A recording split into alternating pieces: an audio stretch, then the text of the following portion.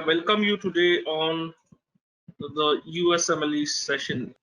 So before I begin, quickly, I just want to understand this is a very interactive session called as Ask the Expert. So, okay, today is a very different session. We are going to solve any specific questions you have. You know, typically I do sessions where I keep on talking about USMLE for 2 hours, 3 hours, and many a times I get feedback from students that they didn't get opportunity to ask questions. So today we have decided to change the format and abide by the request of students, where any doubts they have they'll be happy to answer, right? So again, before I start, again a quick disclaimer: whatever I'm going to discuss is completely my opinion and my experience. It does not hold any of these official policies, right? Let me ask you one question. I'm not sure if you are able to read it properly, but this is very important for me to ask this. All right, this is very important. As a medico, I'm not sure how many of you are aware of this terminology, because this is very important. This is actually a management terminology, but applicable to all walks of life. So is anybody aware what does this mean? Anybody, can you answer what does this term stands for? It's actually an acronym, VUCA. Have anybody heard earlier, or are you hearing it for the first time? Request you guys to type in on the chat box. All right, this is very important for me to understand. All right, guys, quickly, I am not going move forward unless you type in your feedback. This is very important. We are doing this session keeping in mind what's happening around us. All right, Simratpreet says, I have not heard. No problem. That's an honest answer. Anybody else want to try? What does VUCA stand for? Not heard. Supriya said not heard. Well, I can chat. I definitely tell you, you might not have heard this terminology, but 100% experienced it. Okay, that I can assure you. Anybody else wants to try? It's an acronym. V stands for something, U stands for something, C stands for something, and A stands for something. And this is basically the world which we are living in right now. The world today is called as the VUCA world. So have you guys heard about this terminology, VUCA world, by any chance? All right, great. So I appreciate few saying no, but let me emphasize that this is very important, and you might be wondering, why am I discussing this in a USMLE session? Because that's how our world is changing so fast. So V stands for volatility. Okay, volatility. U stands for uncertainty. Okay, volatile, uncertain, complex. C stands for complex or complexity, and A stands for ambiguity. How many of you agree that's exactly the world around us? Great. So I have answers from Paramjeet, Rekha, Aryaman. Now, why am I asking, and why did I share this VUCA world concept in USMLE? Can anybody answer? Again, the reason is, and AC, because now we are in a intermediate phase. There was a world pre-COVID, and there is a world after COVID, and we are here. TC, we are in the during COVID stage. So the rules which were there pre-COVID are going to be changed. Okay, nobody knows what's going to happen now. lot of uncertainties, lot of volatility. The news at which, the pace at which the news is changing is just very, very rapid. So let me tell you how 2020 started. Okay, before I take all your questions, I will just let you know how 2020 started. So I am not sure how many of you tracked it, but in the month of February, if you are an Indian student, there were two big announcements happened. One is introduction of next as an examination, which was being proposed by NMC, that they are going to launch it in 2022. And second was the USMLE examinations came up with a few changes. Okay, this is February of 2020. Now, what were those changes? First change, the step 1 exam became pass or a fail. Okay. Second change, the step 1 examination, the number of attempts to give the exam. Earlier, total 6 attempts were available. Now they made it to 4 attempts. Third change, the order in which you give exams. Earlier, you could give your step 1 CKCS in any order if you were a graduate. Now, step 1 exam became prerequisite for the 2 CS examination. Okay. Now, this was the announcement which came in February. A, talking about next. B, within USMLE, these 3 changes. I'm not sure how many of you have heard or have attended my previous sessions, but yeah, these were the things which happened in February. All right. Now, although COVID is COVID-19, but in India, it tried to settle in from the month of March. Can you believe it? Until 20th of March. On 20th of March itself, I was in a government medical college conducting a seminar on USMLE. And in that particular college in South India, the first COVID case came. I completely remember it was an evening 4:30 slot, and the first COVID case actually came in that particular college. So until 20th March, we were in a very different world, and then things started changing. All right. So now let me tell you what are the factors on the basis of which usually the USMLE admissions happen. Okay. USMLE as an examination traditionally is an entry exam for PG in America. So primarily it had step 1 exam, step 2 CK exam, and step 2 CS examinations. Okay. Along with it, of course, they check how did you fare well in your medical college. So something called as MSPE is what you submit. Then you have to go for something called as a US clinical experience. In simple language, it means you are working in a American hospital in the field in which you want to do PG in. Okay. And you had to go for the interview because American PG is for free, so you have to go for interview. Okay. These are the typical stages on the basis of which you get admissions. Okay. Now, the pre-corona world, step 1 CK was being conducted in India, CS happens in US, clinical experience happens in US, interview happens in US. So people used to travel to US for clinical experience, CS, and interview. All right. I told you, remember the word again, VUCA. Every day, some or the new things are happening.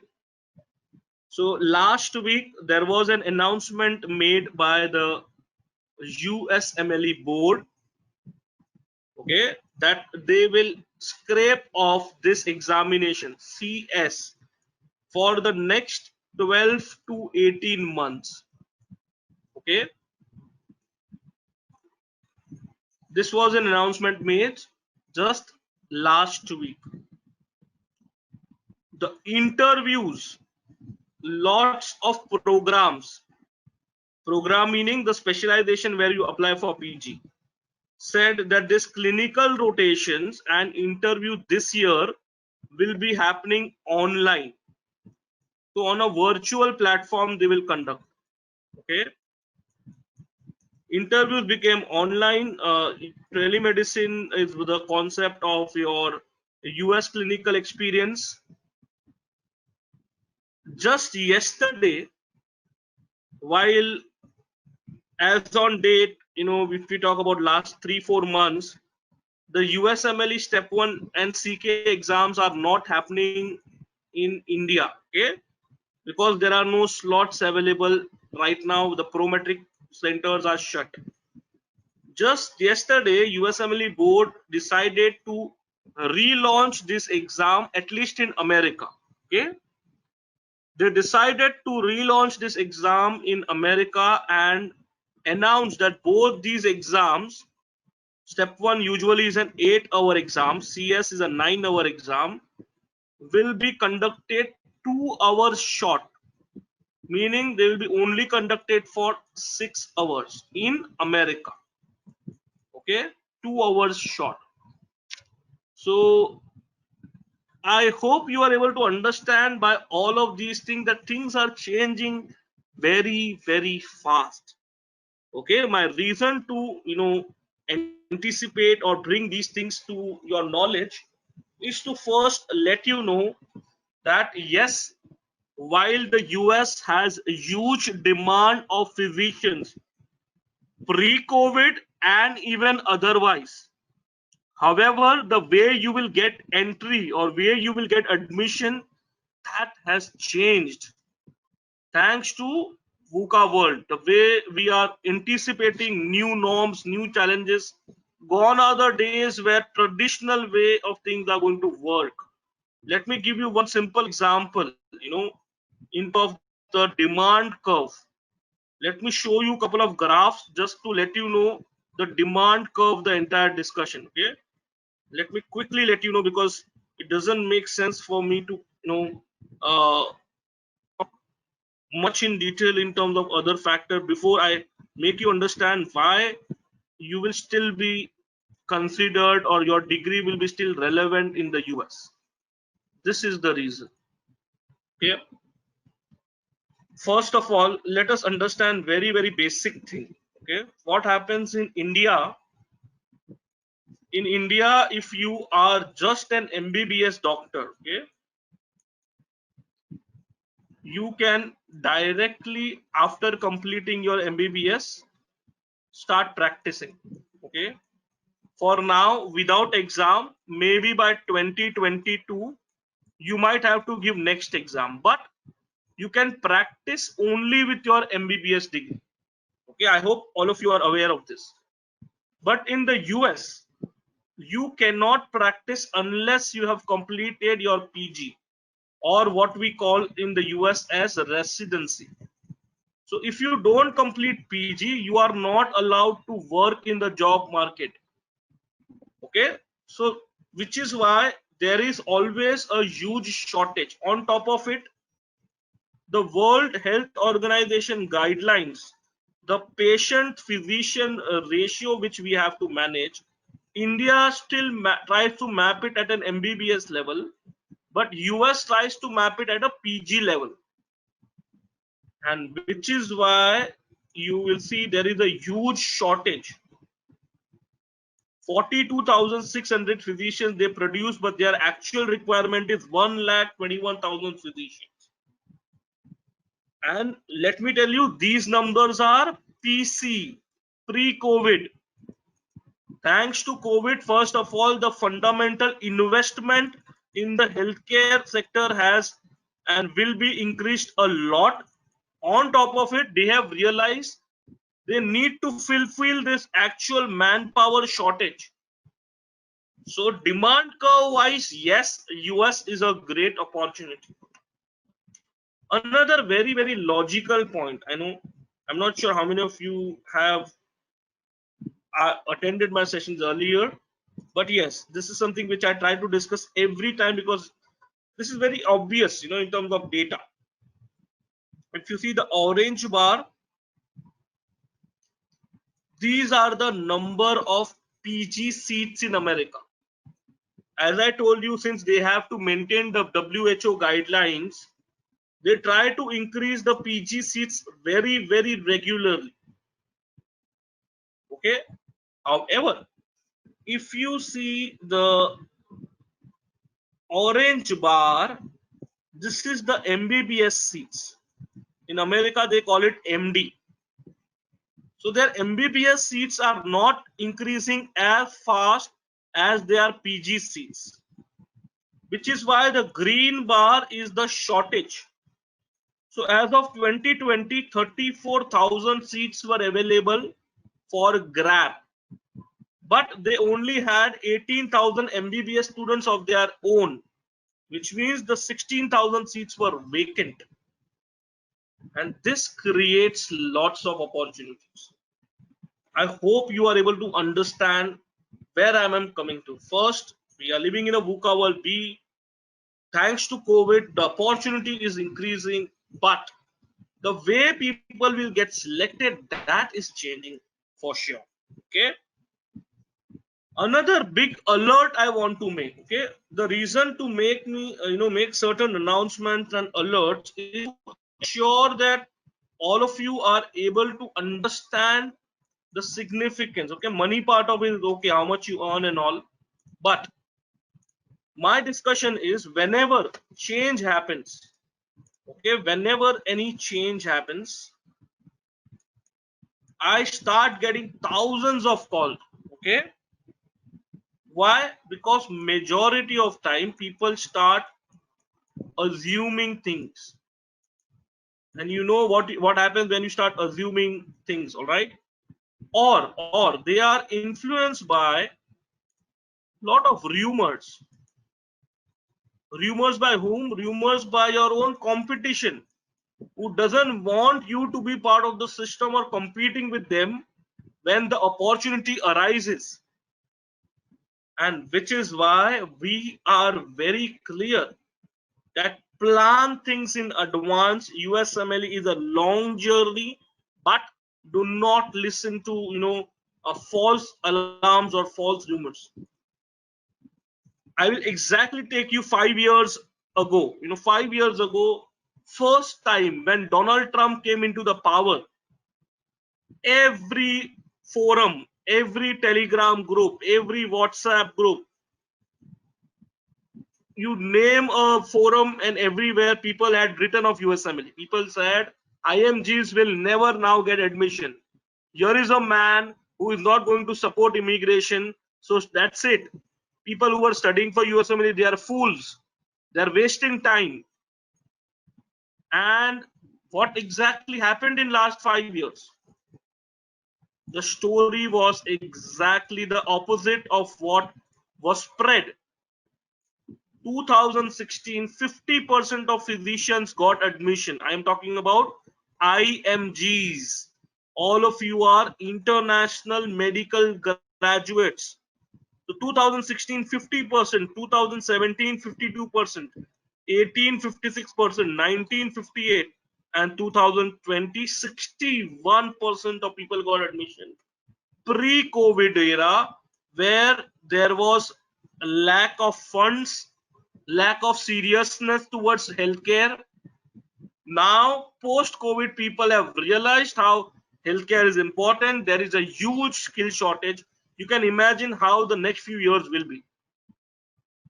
So, point what I'm trying to make is that you do not have to believe on rumors. You all have to be correct assessors of your success.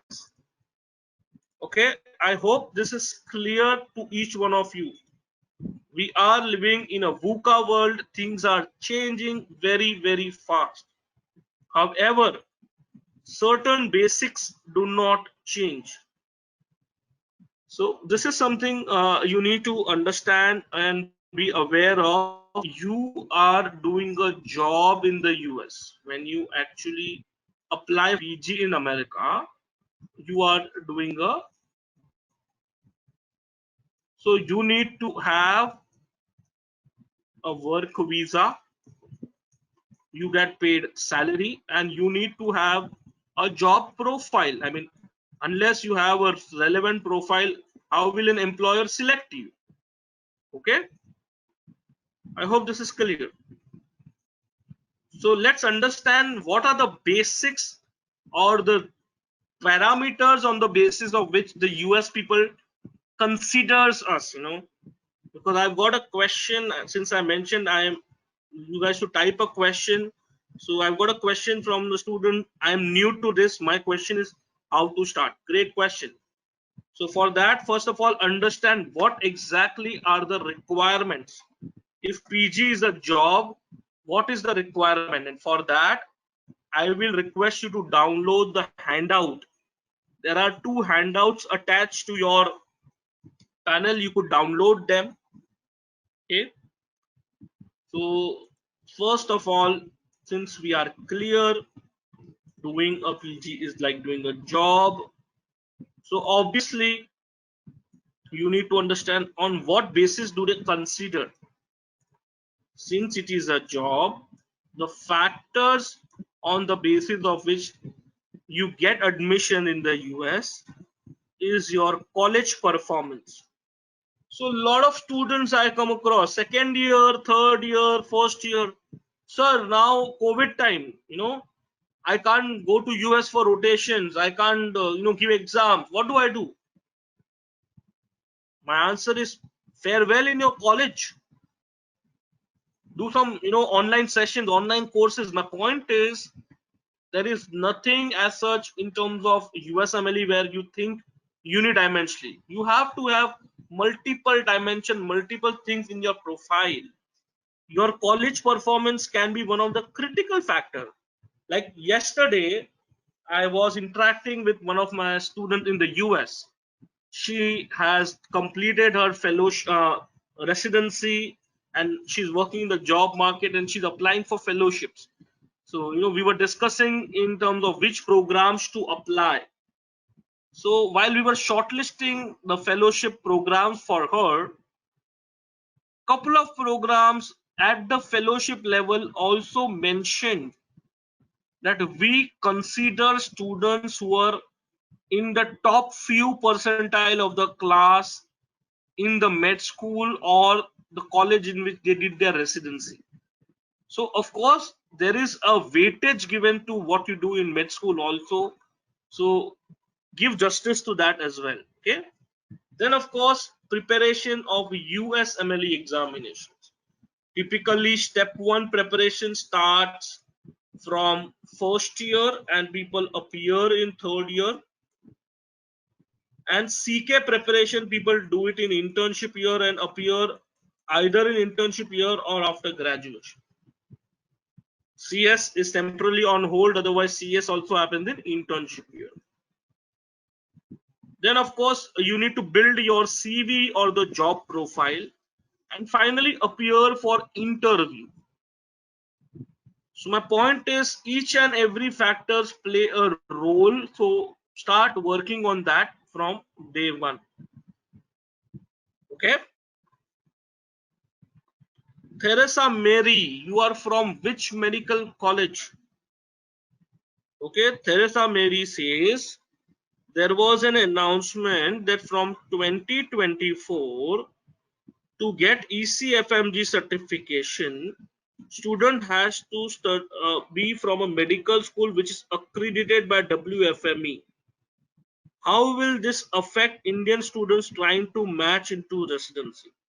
Okay, that's a good question, Teresa. But let me tell you what you have interpreted is incorrect. Okay, what you are asking is about the ECFMG 2023 guidelines. Okay, that's a good question. And in this VUCA world, it's very relevant.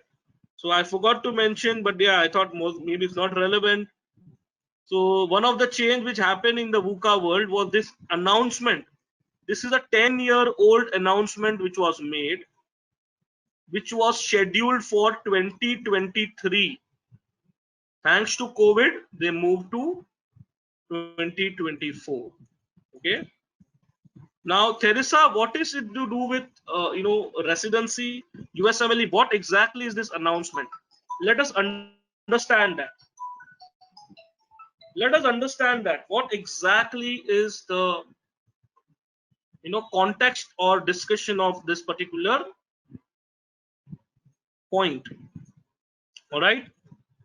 So basically, this examination is this particular announcement is to do with eligibility of student to write the USMLE examination. All right. So ECFMG 2023 was an announcement made by the board to find out which students can write the USMLE. Now this has been divided into 3 phases. Okay, so first understand what exactly was this announcement. So phase 1 is prior to, you can say, 2000s. Phase 2 is what we are doing right now, and phase 3 is 2024 onwards. This was initially 2023. Eligibility to write the USMLE examination. So earlier, prior to 2000, if you are a student who are interested to write USMLE, you could submit the documents. ECFMG, if they found everything is genuine, you are allowed to write the USMLE examination. Okay, no questions asked. That's it. Now, currently what is happening, you as a student, your profile and your documents, they will definitely check, and that will continue in 2024 also. They will check your documents. But currently one more thing is happening. They check something called as your college recognition. All right, whether your college is approved college in the world directory or not. How to check, I will let you know after answering this question. So currently what is happening, students credentials are checked like last time, but also college credentials are checked. For example, Mary as a student and Manipal as a college. Okay, now what is the proposal at 2024 level? Let us understand that. The proposal says at the 2024 level that along with student, along with college, the students who apply for USMLE, their medical council also have to be approved by USMLE. Not only the college in which they are studying, but the college which is approved by MCI or which is going to be replaced by NMC, National Medical Council. Okay, just for your information, Pakistan Medical Council has already applied. There are about 13 medical council which have already got approval. However, the Indian initiation has not started, but ECFMG works very closely with API, that is Association of American Physicians of Indian Origin, and also with the Indian accreditation system, because currently we are in an intermediate phase where MCI might replace NMC. That's why this paperwork has not been done. So for you as a student, you don't have to worry anything, because you are from Manipal, the college is approved, and you will write the exam before 2024. And even if, let's say, somebody who is in first year, or maybe somebody who takes admission, let's say this next year, 2021 or 2022, by the time this year triggers, our medical college will also be approved by ECFMG. Okay, so this is exactly the announcement of ECFMG 2020 and 2024. And I'm happy you asked, Mary, because this was another rumor which was spread by a section of IMGs who did not want their competition to increase. What was happening earlier? USMLE was prepared by students from AIMS, students from KEM, only the top-notch medical college. Nobody else actually competed.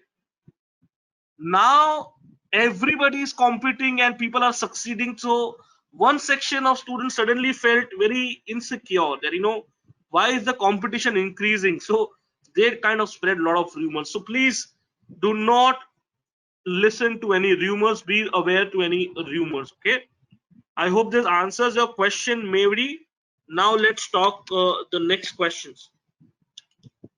Okay, Supriya says, according to 2020 USMLE, is research compulsory? No, Supriya. Research is never compulsory. Research was never compulsory.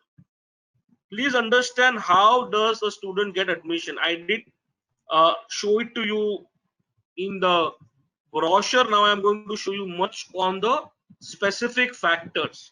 Okay, how do you actually get admission? You get admission based on your step 1 scores, your LORs, letter of recommendation, your college performance, your step 2 CK marks, your SOP, your personal statement, your grades in particular subject, did you have any failed attempt, your class ranking, your commitment to specialization, and personal prior knowledge. So there are different factors which determine your overall weightage. Now, due to the certain announcement in 2020, what has changed? This step 1 exam now has become pass and a fail. So 100% of program director will see whether you pass this exam in first attempt or not. Letter of recommendation. Earlier, only American letter of recommendation were compulsory. But now, due to COVID, not many students can fly to US for the clinical rotation. So at least for a couple of years, they will accept both Indian and the American US LORs. Okay. College performance was important. It is important now as well. Step 2 CK. This exam becomes very important, since traditionally step 1 240 marks was a very important scale for you to take admission. But since now the step 2 CK exam is the only scored examination for ECFMG certification, so how much do you get in step 2 CK will become very important. So what is important? Passing step 1 first attempt, LOR is important, Dean's letter, your entire journey of your life. Why did you choose medicine? Why, let's say, you want to specialize in pediatrics? What exactly did you do during COVID in your country? What all things were you involved with? Your grades in different PG marks. Do you have any failed attempt in exams? What was your class ranking? Now, if you say, I want to apply to surgery, then what exactly were your marks in surgery in your college? What kind of surgical, skills, workshops, and other things which you participated? Moreover, personal prior knowledge, or you can say reference, also works a lot. Now, reference, when I say, it is not like India that, okay, just because somebody knows they will get selected. No, this is to do with when you are working on, let's say, a clinical rotation project or a research project, maybe virtually with an American physician. When he sees your work during rotations or during research, he can recommend you. I hope this is clear. The impact is the factors on the basis of which the admissions are going. I will repeat what I said earlier at the start of the session. We are entering into a very different zone. We are living in a VUCA world, and while the opportunity of admissions is increasing in America, the parameters or the games of the rules of the games, I always say, don't replicate what your seniors did. Okay, seniors did 1 plus 1 equal to 2. This might not work for you. You might have to do 2 into 1 is 2. The way to reach out to a conclusion will be a little different for you, because you are not going to be exactly in the same time frame or the situation what your seniors were. So please do not copy what your seniors do. Please do not do that. Okay, I hope this is clear. Now, coming to the question of research, how important is research in USML? Let us understand this. I'm getting really interesting questions today. Okay, now first of all, keep in mind research is only important if you really like it. First thing. Second thing, any research you consider that should lead to a publication, only then it has a value. So I need to get my research published in a journal which is a link to something called as PubMed, which is the Google of research in America. So my journal should be listed in PubMed, the place where I'm going to publish my research. And you have a lot of time. It's not that you have to do now. If you are a first year, second year student, you will require only after graduation. So it is a possibility if you are interested. First thing. Another thing, not every specialization 100% requires research. If you have research, it is good. Otherwise, it's not compulsory. Okay.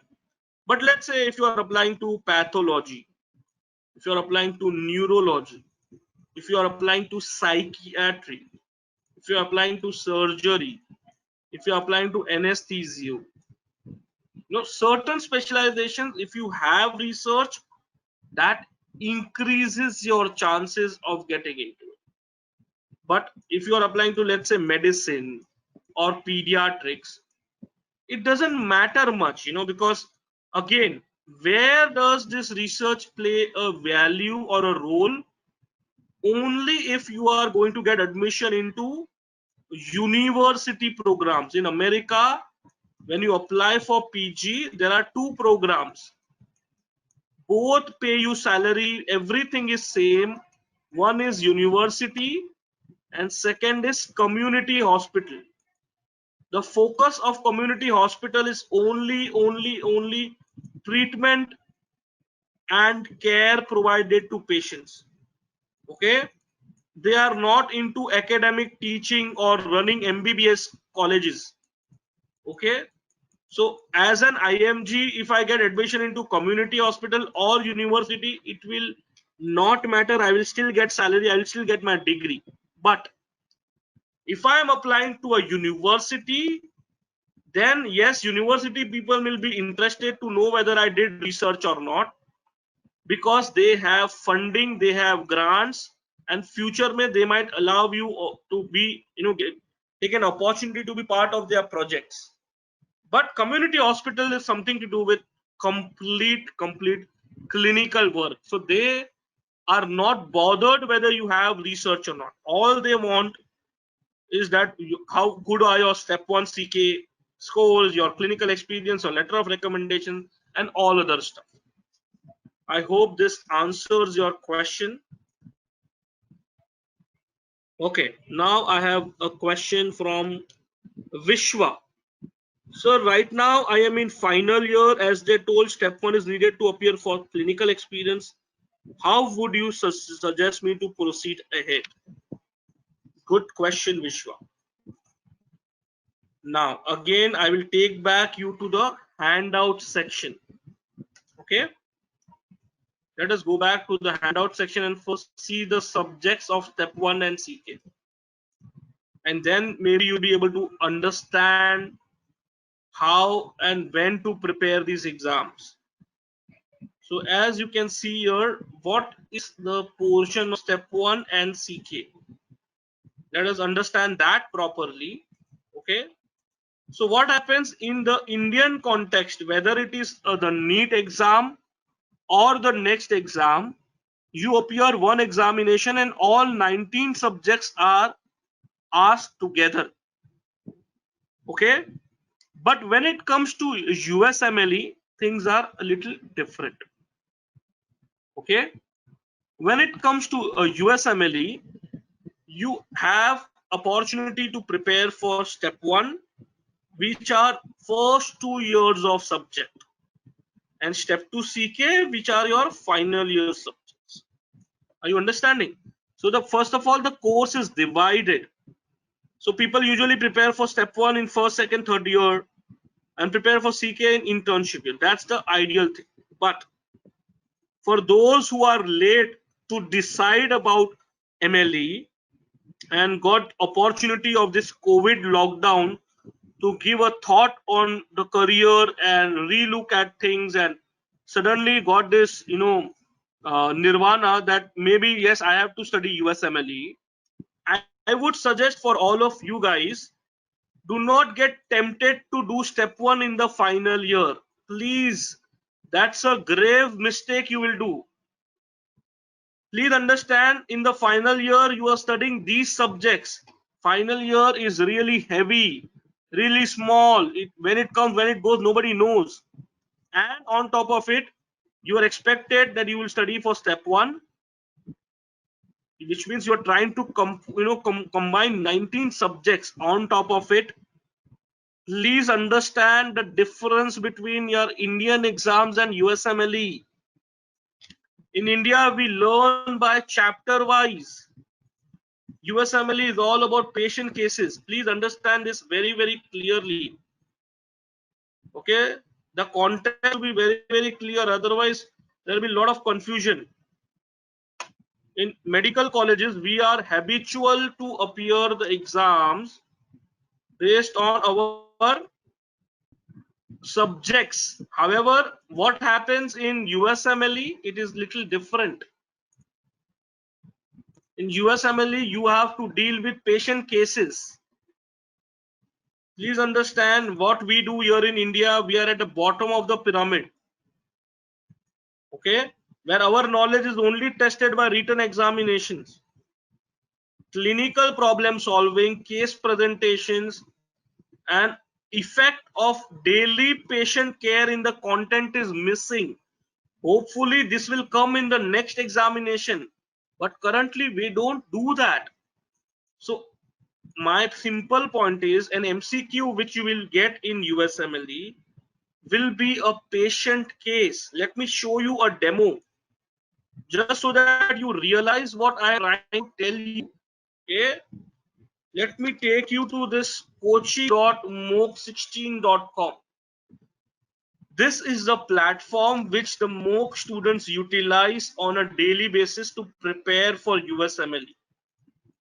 They attend the live lectures by faculties. They also watch pre-recorded contents, and believe me, we do long courses, we don't do short courses, and we believe in quality. For example, you see the lecture, this is behavioral science.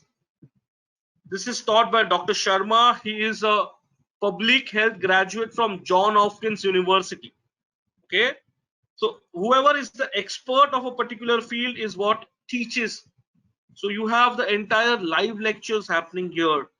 You have the recorded content here. Okay, before I go to the demo part of it, the discussion what we had was one particular question of USMLE. The reason I want to discuss this is to make you realize how much time will you take to appear this exam. You get 40 questions in 1 hour. Okay, in 1 hour you get 40 questions to attempt. So less than 2 minutes per question. I hope you're able to understand this. So if we were to say 6th June,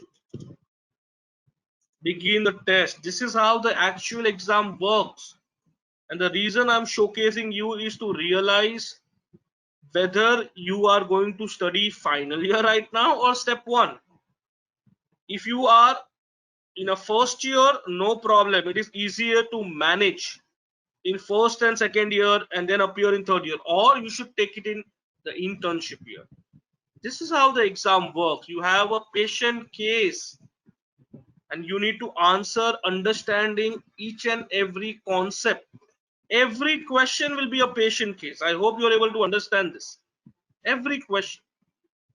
You might have to refer to lab values. You might have to refer to certain contents and notes. You might have to refer to the calculator. I hope you're able to understand this. This is something very, very different than examination. Okay. Every question requires knowledge of multiple subjects because it is to do with an organ system. It is to do with an organ system. I hope you are able to understand this. The reason I had to show you this is to let you know the kind of MCQs you have to attempt, where you get 2 minutes per question. Are you getting it? All right. So now let's come back to the next set of questions, and I'll come to the demonstration once it is required. Okay. All right. Let's pick up the next questions. What if someone fails first year? Will it affect matching? I will say failures are stepping stones to success. Okay. So as long as you are honest about it and are going to declare that in interview, if at all asked, no problem. But let's say if somebody fails and in the interview people ask why did you fail, and you start blaming the system, you say no, this is wrong, that is wrong, the system is incorrect, they give a lot of pressure, then they will not appreciate, because understand they are looking for hiring people. So they want people who understand and also sometimes acknowledge their mistakes. So if you're honest about things, people will appreciate. I hope you're able to understand this. Vishwa, I hope your answer was also answered that yes, final year is not the right time to start step one. You need to deal with it in the internship year. Okay. Iram says, sir, what do you suggest to graduates? I am completed internship in 2018, now a preclinical PG first year. Iram, if you are a graduate, I would suggest a simple pathway. Okay. 1 year, dedicate yourself to step one, and 1 year for CK. If at all the CS happens next year, then CS and the clinical rotation. Okay. And then you can apply. That's how it works. You'll have to give at least 2 years. So if you're a graduate, you actually have to spend 2 extra years of your life, because that's how you justify to the timeline. Because whatever said and done, please understand it's a long process. USMLE is a long process. Okay, that's why people start parallel to their medical school, because in the medical school people prepare and appear step one in third year, the CK, CS and rotation in internship year, and once they are graduate, they have worked upon their CV, they can apply earliest in the month of September for the admission. Admission starts every year in September. November to January you have to go for interview. So pre-COVID era, people used to travel for CS exam, rotations and interviews to US. Okay, before getting a PG seat, they used to travel 2 times. Okay, once you have interviewed, you have to online submit your preference order on a portal called as NRMP. Your results are announced in the month of March, and July onwards your PG starts. Okay, you are on a work visa from here. So if you guys can understand that your overall picture is 1 year extra after your graduation, and if you are not going to start preparing from first, second or third year, then you will spend 1 extra year for step one plus 1 year for CK, CS and rotation. So after graduation, 3 more years. Yes, USM process, but it's a career decision, because PG is free, admission cycle is easy. So definitely people consider US, because In India, when 10 students apply, one gets a PG seat. I just saw an article where they said open category student in Maharashtra, there are only 4% seats left in clinical position. Can you believe? Only 4%, thanks to the quotas. So which is why it is getting difficult by the year in India, wherein in US we just saw out of 10, 100 students, 61% got match. All right. Now, what was the impact of COVID to this particular timeline, and how this VUCA world changed this timeline this year? So this year, the admissions which started on September will now happen in the month of October. These interviews might happen online. Some universities, mind you, this is not a norm every year, so don't consider it generalized, but this year some universities said even if you don't have these marks, we will still consider you. Okay. And the admissions selection cycle and the start cycle still remains the same. Only difference is the starting will happen from October, interviews will happen online, and the rest of the things still remain the same.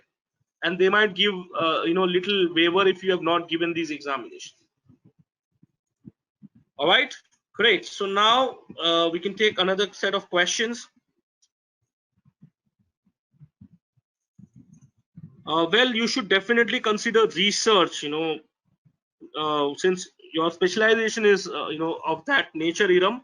But yeah, I mean, later on, if you're considering to consider a clinical specialization, then you will have to have a lot of other factors in your CV. Okay, let us discuss what are these factors. Again, guys, any questions you have, please fill in and I'll be happy to answer. So what are the factors of CV? That's what Iram is asking. So let us discuss that as well. All right. So typically you require step 1 CK 240 plus CS pass in first attempt. To build a CV, you will require a clinical experience, letter of recommendation. If somebody is already doing PG in India, they require one LOR from the project guide under which you have done your PG. Then your college performance, specialty focus work. So depending on what specialization you want to do PG in, you start attending those seminars, conferences, events, volunteer work.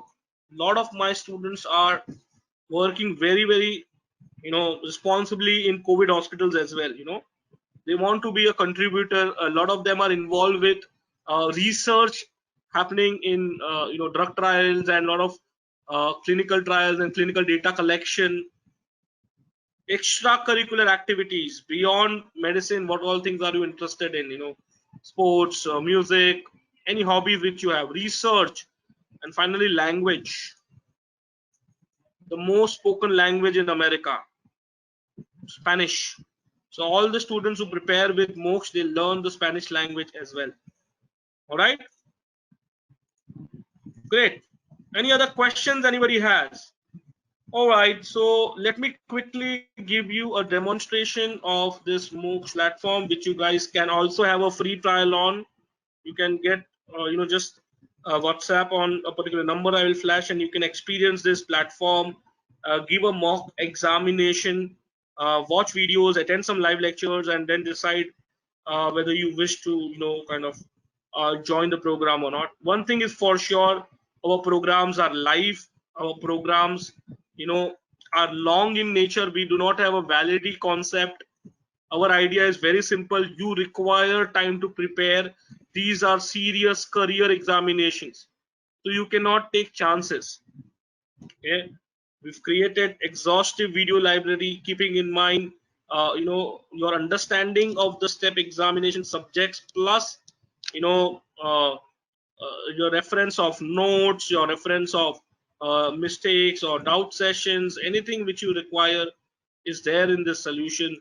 Any research articles which you wish to watch, test and examination. Ultimately, because exams happen throughout the year, our software is artificial intelligence based, under which we try and identify what will be your predict score. I mean, not we, it's the computer which identifies, because exams happen every day throughout the year.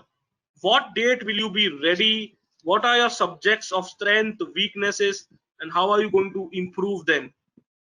Okay, that is the basis of our complete project. We also, as I told you, we mentor, we do a lot of guest sessions. So entire career library is mapped for you. Okay, entire career library is mapped for you in terms of considerations of various career goals, in terms of if you want to become an anesthesiologist, neurologist, pediatrics. We invite a lot of guest faculties, so at most one thing is for sure, that you will have access to high quality faculties, experienced professionals, and a complete software which is going to be helping you in terms of active learning, doubt solving, and unlimited validity. That's how our program is built upon.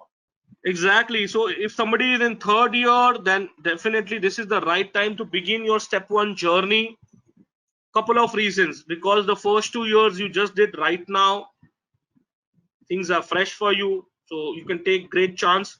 Third first is the only year when you are comparatively free in MBBS. Plus, if you appear step one in third year, in the internship year, you get free rotations. In the US, when you apply for rotations, people charge a lot of money. Okay, clinical rotation is really a long tedious task, and it's very expensive. But if you have given your step one in third year, you can save a lot of money. I will just show you a quick link to the YouTube channel, because there I will share with you one video. Those who are interested to know about clinical rotations, please watch this. In fact, you should subscribe to this channel, because lots and lots of updates keep on coming for Indian students, who aspire to, appear for the USMLE examinations. So feel free to check out this channel regularly. So let us quickly check one particular session which is really important if you are interested to know about clinical rotations. Okay. Oh yeah, this is the session. So I could just send you this link, and you may want to refer this link and put it up to 10. All right, I'm going to share it with each one of you so that you can watch it at your own pace. On this particular platform, there are lots of feedbacks plus guest sessions. We invited faculties to talk on coronavirus, a microbiologist, public health expert. We regularly invite a lot of guest faculties on our platform. Talk about a lot of things. So you're free to subscribe to this channel and get a lot of information which can help you take things forward. All right. I would say wish you all the very best, and stay safe, stay at home. These are challenging times, but yes, challenge is where the opportunities lie. So if you want to make the most of this period, best is to immediately begin your step one preparation. A, it helps you from the patient orientation skills. B, it helps you face the next examination if you are a first year, second year, or a third year student. Right? All the very best to everyone, and see you soon in the future next sessions. Thank you very much. Okay, I have a question from Mitali. Do we need guide for publication of research, or can we do by our own? Mitali, it's always recommended that if you have a guide, because we are, we still too young to understand how things work, right? So it's always advisable you should have a mentor. Now that mentor need not be only a faculty from your college. You can identify somebody externally as well. I know of students, they've approached to practicing physicians, because traditionally we have seen in India a lot of academic faculties are not too interested to consider these kind of opportunities. And also it helps, when there is a joint publication and a senior doctor's name is attached next to your name, it gives a lot of credibility. Okay, so I hope this answers your question, Mitali. All right. Thank you very much, everyone, and I hope the session actually helped me. And I'll be happy to discuss any questions further you have at any point of time in the future. We help you with clerkships. We don't help you with visa. We don't do immigrations. Visa is something you can apply. It's just a tourist visa, B1, B2. But definitely we can help you with the clerkships. We have our partners in the US where we can help you with clinical rotations. Okay, so you can watch the video that gives you a complete clarity, and then definitely come up with any question either. Great. Thank you very much, everyone, and I hope to see you soon in the future session. Thank you, everyone. Thank you.